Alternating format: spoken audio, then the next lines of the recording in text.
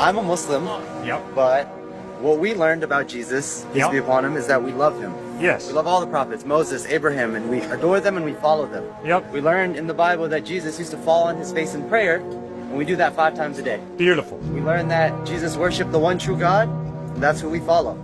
So my question is that as a Muslim who loves and adores and follows the teachings of Jesus, will I be punished or go to hell if I don't follow your idea of what Jesus was or what he taught according to Christianity?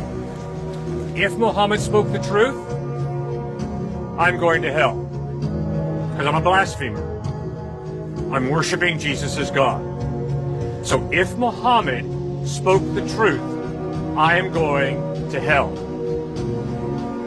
If Jesus spoke the truth, that he's God in human form who bled and died on a cross to forgive me and to give me eternal life, if Jesus spoke the truth, I'm going to heaven, because my faith is in him. Why would I choose to trust Jesus instead of Muhammad? Because although I have a great deal of respect for Muhammad, like one of the 5 pillars, give alms to the poor, I obviously respect that. I obviously respect the way Muhammad believed that Jesus was born of a virgin, lived a sinless life, ascended to heaven, is coming back a second time. I agree with all of that. Muhammad made a crucial mistake. He denied the deity of Christ. Now, when was Muhammad born?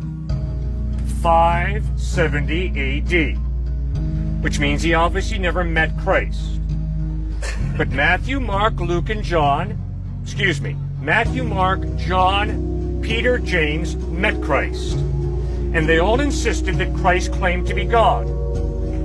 Repeatedly in the Quran, it is stated, Jesus is not God. He's a good prophet, but he's not God.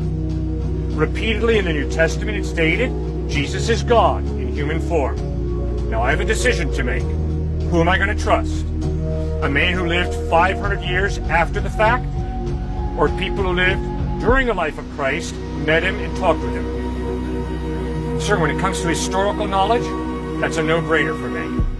I will always try and go back and connect with the eyewitnesses to be my primary source of information about any historical person. If you think I'm going to trust the guys who flew planes into the U.S. World Trade Center to be my primary source of information about Muhammad, you're nuts. I think that's bigotry. To find out about Muhammad, I better have the intellectual honesty to read the Quran. And if I use some terrorists as a reason to reject Muhammad, I'm a narrow-minded bigot.